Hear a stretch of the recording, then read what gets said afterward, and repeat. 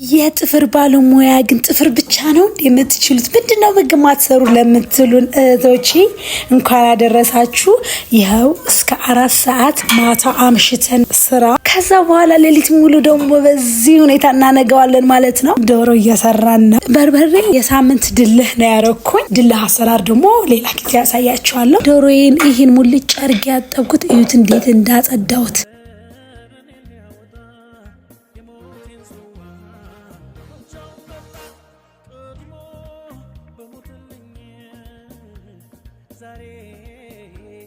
እና ቅቤ ተደርጎ ይታሻል።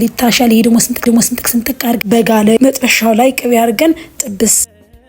ይሄ ደግሞ ሻዩን ምን ነበር? ቆይ ጠጣሁኝ።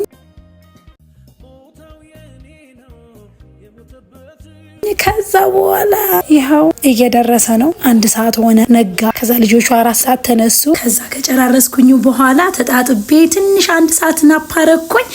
ያው እንኳን አደረሳችሁ እያለ ናይል ካሜራም በቃ ወደ ቁርስ ገባን። ስጋ ያስፈልገኝ ውሃውን ልብላ ብዬ ነው። ቴንኪ ሶ ማች። መልካም በዓል።